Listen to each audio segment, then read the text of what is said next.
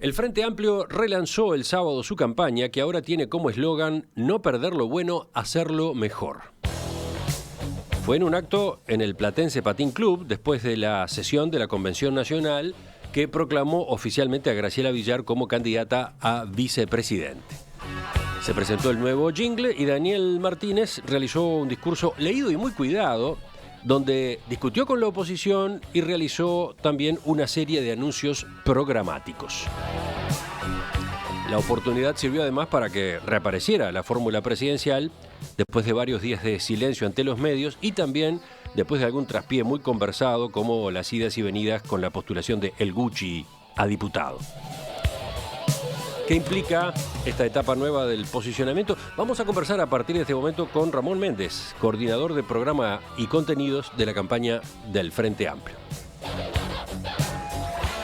Méndez, buen día, gracias por acompañarnos. Buen día, Emiliano, ¿qué tal? ¿Todo bien? Todo bien. Hasta abril usted era director de planificación en la Intendencia de Montevideo y renunció a ese cargo para sumarse a la campaña de Martínez como precandidato. Ahora que Martínez es el candidato presidencial del Frente Amplio, ¿qué significa este cargo, este rol que yo acabo de mencionar y que asume, este cargo de coordinador de programa y campaña? Bueno, el Frente Amplio tiene un programa único, naturalmente, eso lo diferencia, como sabemos, de los otros partidos políticos, pero los énfasis que uno tiene que tener en un momento electoral, cómo aterrizar ese programa, de qué manera responder a la coyuntura que viene todos los días, bueno, eso implica estar permanentemente actualizando los contenidos, el mensaje que se va a transmitir, tiene que ver con la redacción y con de los discursos que hace el candidato y la candidata a vicepresidente, en fin, todo lo que se termina luego en algún mensaje, ya sea a través de la publicidad, de la campaña o del propio candidato y de sus voceros, del entorno que está alrededor de él. Uh-huh. Yo decía que su último cargo fue director de planificación en la Intendencia de Montevideo. Antes había ocupado distintas posiciones en el gobierno nacional. Por ejemplo, fue director nacional de Energía en el Ministerio de Industria, Energía y Minería. Mi consulta es, ¿podemos afirmar que este cargo, esta responsabilidad que usted tiene, corresponde a los lugares de mayor confianza del candidato a la presidencia? Y bueno, sí, naturalmente Daniel tiene un grupo extraordinario alrededor de él, que es lo que él se caracteriza, o sea, él arma grupos, él genera equipos, sí. Pero sí, claro, claramente soy amigo de Daniel, fue él que me trajo a la política, fue él que me eligió en el año 2008 para salir del medio académico que estuve toda la vida y para entrar al ministerio como director de energía. Sí, claramente estoy en su círculo más cercano, por supuesto. ¿Va a ser uno de los voceros de la campaña? Bueno, de hecho lo estoy haciendo en este momento. Claro, ¿no? Sí. Entre sus funciones se encuentra la de coordinar la formación y el trabajo de los equipos programáticos. Efectivamente. La semana pasada fueron presentados algunos de los equipos de asesores. Dio para hablar el equipo económico, que tiene 16 integrantes. ¿Por qué tantos? ¿Por qué no se definió uno como referente? No, hay un referente, por supuesto, hay un coordinador, ese equipo tiene un coordinador, que es Pablo Ferreri, pero tenemos un equipo tan extraordinario de técnicos que realmente vamos a ir eligiendo en cada momento cuál es la persona más adecuada para salir como vocero, para salir a explicar una posición a la otra, para ir a un debate. Ustedes vieron lo que es el plantel que existe, ¿no? O sea, tenemos un equipo, por un lado, gente con mucha experiencia, y por otro lado, gente joven con una formación extraordinaria, con doctorados en las mejores universidades y con un conjunto de especialidades que entendemos que eso es lo que está garantizando que mientras que países de la región, en la coyuntura compleja que estamos en la región y en el mundo, que se están estrellando de alguna forma, que nosotros estamos sabiendo capear el temporal con estabilidad, ¿no? Y eso tiene que ver con que hay un equipo importante. Usted dice que hay un referente, Pablo Ferreri, pero ¿él sería el ministro de Economía de un gobierno de Daniel Martínez? No, de ninguna forma. Daniel lo ha dicho con toda claridad. Esto de las vocerías, una cosa es la campaña electoral, otra cosa es gobernar. Daniel no está perdiendo ni un minuto en este momento en pensar quiénes serían sus posibles ministros, ministras. Lo único que ha dicho en ese sentido es que él va a tener un consejo de ministros paritario, como lo ha tenido en la Intendencia, porque es una forma no solamente de hablar de feminismo, sino de demostrar que somos iguales hombres y mujeres, que tenemos las mismas responsabilidades. pero en este momento los voceros son simples y exclusivamente, entendemos, son las mejores personas como para poder compartir con la gente cuáles son las ideas que queremos llevar adelante. Entre los economistas que ocupan cargos de gobierno está, bueno, mencionamos a Pablo Ferreri, subsecretario de Economía, Cristian Daude, director de la asesoría macroeconómica del Ministerio, Juan Bölker, que es en la Intendencia de Montevideo, director de Recursos Financieros, pero también se puede mencionar, por ejemplo, a Santiago Soto, subdirector de la Oficina de Planeamiento y Presupuesto, Fernando Isabel, actual director de la OPP, etcétera. Son funcionarios muy vinculados a, ¿cómo decirlo?, la línea del ministro de Economía, Danilo Astori, más allá de gente de confianza directa de Martínez como Bölker en la Intendencia. Eso llevó a que desde algunos sectores del Frente Amplio, concretamente el MPP, el Partido Comunista y el Partido por la Victoria del Pueblo, se manifestara sorpresa la semana pasada cuando la noticia se difundió. Juan Castillo decía, miré en esa foto de la mesa a ver si había algún compañero nuestro del Partido Comunista y no encontré. ¿Cómo es eso? Bueno, los equipos son equipos muy amplios, ¿no? O sea, porque podemos mirar el equipo de economía en particular, pero podemos mirar, por ejemplo, que también fue anunciada la vocera del área de vivienda, que es Lucía Echeverri, que es integrante del MPP, una persona, una técnica muy importante, que ha tenido responsabilidades y con experiencia también en el tema. O sea, Daniel lo que ha elegido justamente es una visión bastante amplia, que entendemos que en eso también bastante diferente de lo que ha sucedido con la oposición, donde el que ganó de alguna forma continuó con todos sus voceros y continuó con todo su equipo, incluso continuó básicamente con el mismo programa. El Frente Amplio no, Daniel no.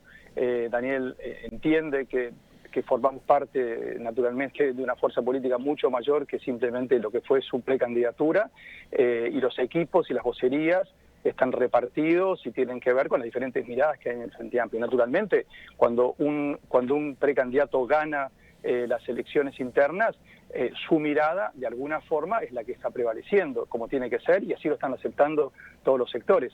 Pero estamos generando equipos, no solamente en las vocerías, sino en los equipos que tengan una visión bastante amplia de lo que es la riqueza del Frente Amplio. O sea, pasando el limpio, que en el área económica en particular, la línea seguirá siendo la del actual ministro Danilo Astori, con los relevos correspondientes. No exactamente. O sea, yo creo que realmente el equipo económico y lo que estamos mostrando de este equipo de técnicos muestra una combinación de experiencia, de alguna forma de lo que es la herencia directa de Danilo Astori, pero de alguna forma tenemos que decir que en economía en este país somos todos herederos de Danilo Astori. Lo que ha sido su labor a lo largo de 15 años, directa o indirectamente, ha marcado la estabilidad del Frente Amplio, ha marcado la estabilidad de estos gobiernos que en las buenas condiciones crecimos a tasas increíbles, desconocidas, y en las condiciones complejas como estamos viviendo ahora, en lugar de estrellar el barco como sucede en otros lados, o como ha sucedido en este propio país en 2002, cuando llegó un momento de dificultades y el barco se estrelló, bueno, estamos sabiendo generar la estabilidad económica que tenemos hoy en día. Eso tiene que ver con una línea, por supuesto, pero este equipo en particular tiene mucha renovación. Hay renovación, hay ideas nuevas, hay formas diferentes de hacer la política económica, hay un nivel técnico todavía mayor, con gente, como decía, con formaciones extraordinarias. El propio Cristian Daude, por ejemplo, tiene una experiencia en el exterior de formación en un doctorado en una excelente universidad norteamericana. Juan Bölker no solamente tiene una experiencia probada en la Intendencia de Montevideo, pasando de un déficit de 6% a 3 años seguidos de superávit. O sea, son experiencias novedosas que se acercan a lo que es la mirada de Daniel Martínez, pero también tiene que ver con nuevas formas de gestionar el Estado, con un avance que vamos a llevar adelante hacia una gestión del presupuesto por proyectos, un diseño del presupuesto por proyectos, una gestión diferente a partir justamente de proyectos, una evaluación, concepto de evaluación diferente, instrumentos en general de gestión diferentes, y todo eso tiene que ver con la novedad del equipo económico que estamos presentando. Usted ya anticipó algo recién. En esa materia, la de programa o la de énfasis programáticos, quiero preguntarle 2 o 3 puntos dentro de unos minutos, pero para terminar esta parte, digamos, introductoria y sobre lo que fueron estos días previos al sábado, fue llamativo ese contexto, ¿no? El contexto en el que se presentaron los equipos. Daniel Martínez y Graciela Villar, sobre todo Graciela Villar, no concedían notas a los medios, estaban en silencio. En las actividades en las que se hacían presente no hablaban con los periodistas, posaban para la foto pero no hablaban. La producción de Perspectiva pudo saber que había una decisión de mantener un perfil bajo de exposición pública. ¿Por qué? Bueno, a veces saturar a la opinión pública con la presencia de los candidatos cansa, ¿no? No siempre es la mejor estrategia. Nosotros, naturalmente, estamos en este momento en este proceso en el cual estamos haciendo públicos quiénes son los diferentes voceros y voceras y los diferentes equipos en los diferentes temas, y entendemos que este es el momento. Bueno, estoy aquí yo respondiendo en nombre de la fórmula. Y son procesos que se van a ir dando, van a ir apareciendo diferentes personas, diferentes partes de este equipo. Acá lo que queremos mostrar también es que Daniel Martínez, lo vuelvo a decir, es su historia, es la forma que ha gobernado, la forma que ha hecho transformaciones profundas para este país, tienen que ver con equipos, no necesariamente con su figura, no necesariamente con que él esté siempre presente en todas las cosas, y esta es la forma en que llevado a los hechos, la forma en que Daniel gobierna. El traspié del Gucci, todo el episodio del Gucci que dio para tanto la semana pasada al comienzo, ¿dejó alguna lección? Sí, por supuesto. La elección de que tenemos que cuidarlo más a Daniel. Lo que pasó es responsabilidad del equipo que estamos alrededor de él. Una persona pidió para venir a presentar su lista sin anunciar con quién iba a venir. Cayó con una persona que no estaba prevista, pidió para sacar una foto y a los 2 días salió esa foto públicamente. Nosotros deberíamos haber previsto eso y deberíamos haberlo cuidado más a Daniel y no lo hicimos, por supuesto. Sí, llamó la atención que el candidato presidencial estuviera involucrado en si fulano de tal iba o no iba en una lista de un sector a la Cámara de Diputados en Montevideo, ¿no? Sí, lo que pasa también eso tiene que ver con el humanismo que tiene Daniel, ¿no? Daniel, justamente, si bien es totalmente consciente que en materia de abuso y de temas de género, de violencia de género en particular, la justicia a veces tiene muchas dificultades para fallar, porque es una palabra contra la otra, y eso en la justicia, no solamente de Uruguay, sino en el mundo lo estamos viendo, ¿no? Cuando llegan la denuncia de mujeres que fueron de alguna forma acosadas o que tuvieron algún problema con algún hombre más violento o abusador, tiene dificultades para probarlo. Pero al mismo tiempo también Daniel quería preservar de alguna forma, no correr al grito, como se dice normalmente, y bueno, y no ser tan torquemada en relación a una persona. Bueno, después las pruebas terminaron demostrando que tal vez tendría que haber sido mucho más menos principista como lo fue, de alguna forma fue muy cuidadoso de toda la situación, se tomó su tiempo, lo quiso hacer bien, y bueno, vuelvo a decir, creo que fue un error nuestro como equipo de no tenemos que haber permitido que sucediera eso. Con Ramón Méndez, coordinador de programa y contenidos de la campaña del Frente Amplio, vamos a detenernos en algunas de las líneas programáticas que Martínez planteó el sábado en su discurso. Doctor Méndez, el discurso del sábado de Daniel Martínez en el Platense estuvo libretado palabra por palabra. Martínez incluso lo leyó usando un teleprompter como esos que estamos acostumbrados a ver en las campañas de Estados Unidos y de Europa. ¿Por qué tanto cuidado? Bueno, también la pregunta que deberíamos hacernos, ¿por qué los políticos uruguayos en general no hacemos lo que la política profesional del mundo se viene haciendo desde hace décadas, ¿no? Es decir, nadie se preguntaría en Estados Unidos, en Europa, incluso en algunos otros países diferentes, si un discurso se tiene que leer por parte de un candidato a la presidencia.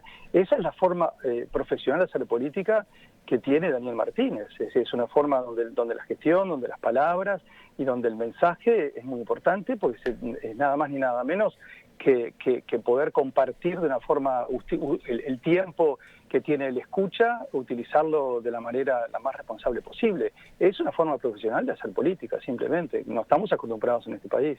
Para las elecciones internas, el eslogan de Martínez era el nuevo impulso. Y el eslogan institucional del Frente Amplio era mismos principios, nuevos sueños. Ahora todo eso quedó atrás y el eslogan es no perder lo bueno, hacerlo mejor. ¿Qué significa ese cambio? Bueno, un poco tiene que ver con lo que yo decía hace unos minutos, es decir, a diferencia de los partidos, de los demás partidos, en particular de los dos principales partidos de la oposición, el Frente Amplio es una estructura que intenta tenernos a todos adentro, ¿no? Entonces no tenía mucho sentido simplemente salir con el mismo eslogan con el que había llegado Daniel Martínez a ganar las internas. Era necesario encontrar para esta etapa de la campaña, en la cual estamos todo el Frente Amplio columnados atrás de Daniel, encontrarle el eslogan adecuado para esta etapa. No perder lo bueno significa que tenemos naturalmente una cantidad de señales que nos muestran de que si no llega a ganar Daniel Martínez en octubre o en noviembre, podríamos perder muchas de las cosas buenas que se han logrado en estos años. Una de ellas tiene que ver con la estabilidad. Lo vuelvo a decir, el Frente Amplio ha demostrado que en momentos complejos, que en momentos favorables, como se decía antes, por el viento de cola, pudimos hacer cosas que no se habían hecho en ningún otro momento debido al crecimiento económico, a la estabilidad, pero también en momentos complejos como este, seguimos teniendo una economía muy estable, tenemos un gran inversor, es decir, es el reconocimiento internacional de las calificadoras de que hay un equilibrio en este país, siguen llegando inversiones, la inversión más alta de la historia de nuestro país, volvió a crecer la inversión extranjera directa en el último trimestre. Bueno, todo eso, naturalmente, es lo bueno que no podemos perder. Pero por otro lado, ese reconocimiento claro de que tenemos que hacerlo mejor, de que hay muchos temas en los cuales no hemos hecho todo lo que había que hacer y donde hay que hacer cosas diferentes y donde justamente la propuesta que trae Daniel es hacer cosas diferentes. Justamente, a ver, veamos, ¿qué incluye el planteo de Daniel Martínez en materia de autocrítica? Bueno, muchas cosas, ¿no? Evidentemente hay un primer tema que es clarísimo, que es que si bien es un fenómeno latinoamericano el crecimiento de la delincuencia, la llegada de nuevas formas delictuales es algo para lo cual no hemos sabido dar respuestas adecuadas. Es decir, han habido muchos esfuerzos, han habido transformaciones importantes, pero no han sido suficientes. Y eso tiene que ver, entre otras cosas, con el nivel de violencia, el crecimiento de diferentes tipos de delitos y algunas respuestas que claramente no han estado a la altura de lo necesario. Y eso es un tema en el cual el conjunto de propuestas es importante porque ahí tenemos que hacer cosas diferentes. Daniel, como lo dijo en su discurso, se hace cargo de la situación y va a llevar adelante las responsabilidades justamente con la responsabilidad que requiere esta situación. Eso es un tema clarísimo. Otro tema tiene que ver con la educación, donde claramente no estamos en la línea que está la oposición diciendo que está todo mal y que todo es un desastre, porque bueno, hay elementos que muestran que hay mucha cosa para cambiar, pero también tenemos niños y niñas de pueblos perdidos, de pueblos del interior del país, que están ganando premios internacionales en temas que son el futuro para ellos, ¿no? La robótica, la informática, temas que tienen que ver con la construcción de ese futuro que se nos viene, y eso no fue casualidad, eso tiene que ver con todas las consecuencias del Plan Ceibal, que es reconocido internacionalmente. Pero bueno, dicho todo esto, naturalmente en temas de educación hay transformaciones importantes para hacer, no hay ninguna duda. Tampoco, si bien se redujo la cuarta parte de la pobreza y hoy Uruguay es el país más igualitario y con mayores salarios de América Latina, no lo decimos nosotros, lo dice CEPAL, lo dice el Banco Mundial. A pesar de eso, hoy existe una brecha socioterritorial que es inaceptable para una mirada de izquierda y que naturalmente es un tema que hay que enfrentar. En materia ambiental es otro tema en el cual no necesariamente a veces se dieron todos los diálogos necesarios y las escuchas necesarias, y bueno, en particular el vínculo entre la producción agropecuaria y el cuidado de los cursos de agua es un tema en el que también tenemos posibilidad de mejorar. Y por último, naturalmente, bueno, hay muchos temas más, pero quiero decir otra cosa fundamental. La economía está estable, tenemos grado inversor, pero está empezando a aumentar la desocupación y tenemos que rápidamente, para eso hemos diseñado un paquete de propuestas, rápidamente relanzar la inversión para relanzar el empleo. Sí, justamente, yendo al terreno económico, el de la producción, pareció haber en el discurso de Martínez algo contradictorio, porque, por ejemplo, en un momento dijo, lo que está en crisis no es el modelo del Frente Amplio, lo que está en crisis es el modelo que abrazó y abraza a la oposición, porque ahí estaba como telón de fondo lo que ocurre en Argentina, por ejemplo, ¿no? Y lo que ocurre en Argentina es lo que ocurre en Uruguay, ¿no? Sí, pero quiero decir, tendió a identificarse a los candidatos de la oposición con una línea económica como lo que ha seguido Macri en Argentina, ¿no? Y sí, por supuesto. Entonces, bueno, Naturalmente. por supuesto que eso es muy polémico, pero a donde voy es a que Martínez dijo lo que está en crisis no es el modelo del Frente Amplio. Pero después, más adelante, señaló que no alcanza con mejorar lo que el Frente Amplio ha venido haciendo, sino que es necesario desarrollar estrategias diferentes. ¿Cómo se entiende esto? En los aspectos en los cuales no hemos sabido dar toda la respuesta que queríamos tener. Naturalmente hay temas, como lo vuelvo a decir, en temas como la seguridad, en temas como educación, en temas como el último bastión, por decirlo de alguna forma, de la pobreza que está, bueno, que llega al 8% de la población, donde tenemos que hacer cosas diferentes. Pero en economía en con claridad. particular, en economía y desarrollo. No, en desarrollo también. O sea, en desarrollo la realidad es extraordinariamente dinámica. Hay cosas que suceden hoy y que eran impensables hace 5 años.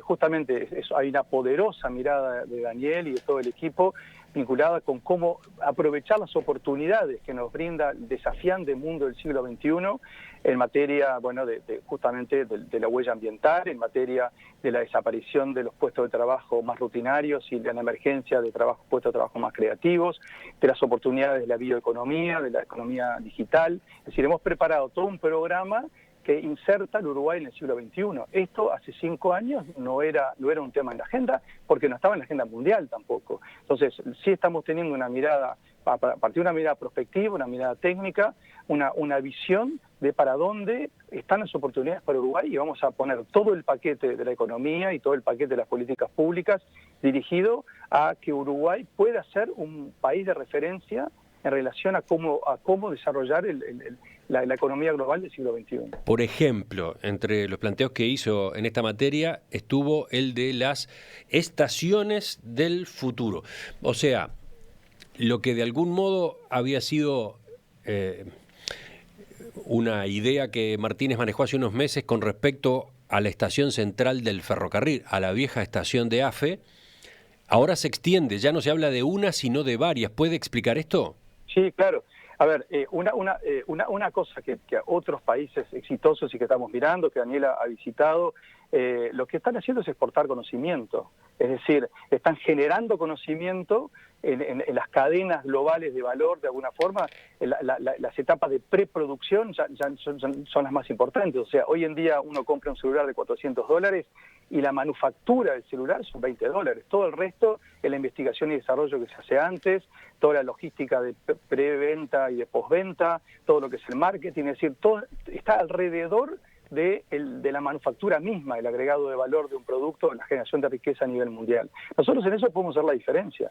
Y justamente de lo que se trata es de generar espacios, a partir de espacios de como se dice, coworking, de generar startups, o sea, generar espacios donde a partir de la tecnología, a partir de la innovación, a partir del agregado de conocimiento, se genere riqueza que sea, bueno, exportable naturalmente, ¿no? 8 estaciones del futuro, concretamente, mencionó. Sí, es un poco la meta que estamos tratando de construir. Naturalmente, la de AFE, la vieja estación de AFE, y de ahí el nombre estaciones, tiene un doble nombre, ¿no? Estaciones tiene que ver con la estación de AFE, pero también una forma del punto de partida hacia el futuro, ¿no? El lanzamiento hacia el futuro. Sí, la idea es generar en diferentes puntos del país asociado a la realidad. Por ejemplo, Colonia va a estar vinculada a la lechería. En fin, en diferentes lugares van a haber diferentes miradas asociadas con la realidad local, con la potencialidad local y también con las capacidades locales, ¿no? O sea, tiene que ver con la UTEC, tiene que ver con el despliegue de la universidad en todo el territorio y tiene que ver también justamente con formas de transformar la educación. Uno de los aspectos centrales que nosotros colocamos en la transformación educativa es en una enseñanza mucho más vinculada a proyectos, no tanto a la repetición o a las temáticas separadas en la currícula, sino integrar a la currícula proyectos con problemas de los jóvenes, de los adolescentes, de los niños, de las niñas, vinculados también a su comunidad, y utilizar el conocimiento para que los niños puedan de manera innovadora ir resolviendo problemas y capacitándolos de ese sentido, ¿no? O sea, una nueva forma de pararse frente al mundo. Bueno, Ese es un poco el objetivo. Sí, ya se ha iniciado, ¿no? Por supuesto, muchas de estas cosas se han iniciado, justamente esas cosas que decíamos, a veces que se habla de que todo es un desastre, pero muchas de estas cosas se han iniciado. La idea es justamente potenciarlo, es lo que hoy son ejemplos, transformarlos en la rutina, ¿no? Que esa sea la forma justamente en que se desarrolle en particular la educación. Y por ejemplo, hablando de la gente, hablando de la formación, dejando de lado la educación formal, por ejemplo, la de primaria, secundaria, etcétera, también habló Martínez, y ya lo había adelantado la semana pasada, de un Sistema Nacional de Formación y Capacitación para la Transición Justa. Él mencionó al menos 400.000 capacitaciones entre 2020 y 2024, focalizadas en nuevas modalidades de trabajo y demandas laborales. ¿Qué cambio implica esto con respecto a lo que ya se está haciendo? Bueno, total. Esto obviamente es uno de los puntos fuertes para nosotros, porque es por ahí que entendemos que vamos a permitir o favorecer que todos los uruguayos, todas las uruguayas, todos los trabajadores se inserten en esta transformación tecnológica, se inserten en el Uruguay del siglo XXI, en el mundo del siglo XXI.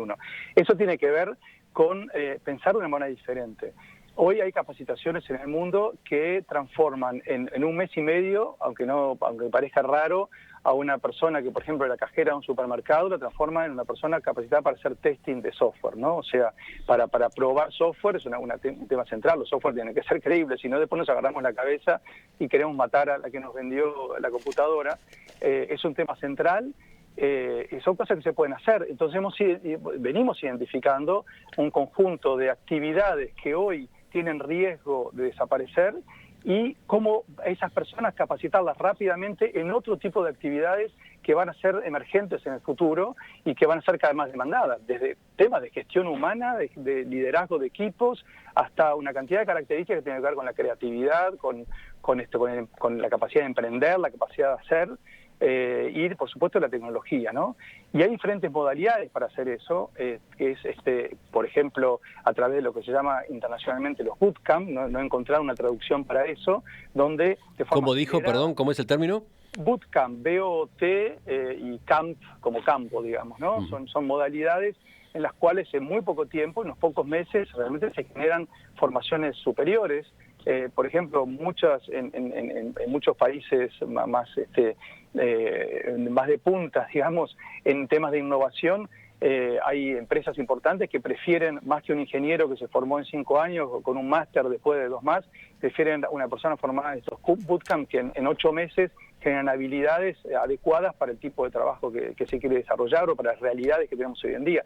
Entonces, no tiene nada que ver esto con hacer cursos Excel o cursos de diferentes tipos. O sea, tenemos hoy una maquinaria extraordinaria, que es el Sistema Público de Enseñanza, y otra maquinaria extraordinaria, que es el INEFOP, que maneja mucho dinero. En Uruguay tenemos, por suerte, dinero, por suerte no, gracias a las políticas que se han desarrollado en los últimos años, como para hacer políticas activas de trabajo. Y ahí entendemos que realmente es formidable como para rápidamente, o a la gente que está desempleada en función de sus capacidades anteriores, o a gente que hoy en día tiene riesgo de perder el trabajo, bueno, tener la posibilidad de rápidamente insertarse en las demandas actuales y futuras. Para terminar, porque sé que usted no tiene mucho más tiempo. Eso que suena que me están esperando del Canal 12 para entrar. En esto del desarrollo económico y productivo, usted acaba de trazar, de profundizar, aunque sea brevemente, en algunas de las ideas para el futuro, justamente, entre otras cosas, ante los desafíos que implica... Para el futuro y para el presente, perdón, Emiliano, porque estas cosas nosotros vemos que podemos empezar el 1 de marzo y rápidamente podemos empezar a generar una cantidad de oportunidades para gente que hoy está desempleada o que tiene riesgo para el trabajo. Pero volviendo a lo que puede haber de autocrítica en el posicionamiento de Martínez, la referencia que hubo en el discurso al alto déficit fiscal que hoy tiene nuestro país fue muy breve, fue mínima. ¿Cómo encuadra en todo este esquema? Porque bueno, a nosotros naturalmente nos ocupa el déficit fiscal, tenemos que verlo en la globalidad de las variables de la economía, ¿no? Martínez dijo palabra más, palabra menos, sí, es alto pero manejable. Es alto pero manejable, efectivamente. No es lo que piensa la oposición. No, efectivamente, la oposición entendemos que está generando una realidad paralela, ¿no? El principal candidato llegó a decir que la Argentina de hoy es igual a Uruguay de hoy, ¿no? Cuando los números estamos hablando de 40% de pobreza contra 8% de pobreza, cuando estamos hablando de una inflación descontrolada, una inflación controlada aquí, pero miremos los números reales de lo que está pasando en Uruguay. O sea, tenemos una deuda totalmente manejable, la deuda neta no supera el 42% del producto, y tenemos sobre todo gran inversor. Entonces nos ocupa el déficit fiscal naturalmente, pero entendemos que es manejable. ¿Cómo? Bueno, en particular haciendo las cosas que hizo el propio Daniel en la Intendencia. Gracias a una gestión diferente del gasto, pasamos de un déficit de 6%, un déficit de 6%, a superávit durante 3 años consecutivos. Entonces, sí hay formas de gestionar el Estado en el cual se puede reducir déficit, y eso, naturalmente, con el crecimiento de la economía y con el control del gasto, que son las dos variables fundamentales como para lograr el control del déficit. Volveremos sobre este tema en otras entrevistas y discusiones en los próximos días. Ramón Méndez, doctor en física, coordinador de programa y contenidos de la campaña del Frente Amplio rumbo a octubre. Le agradezco su atención a la llamada esta mañana. Un saludo, hasta luego.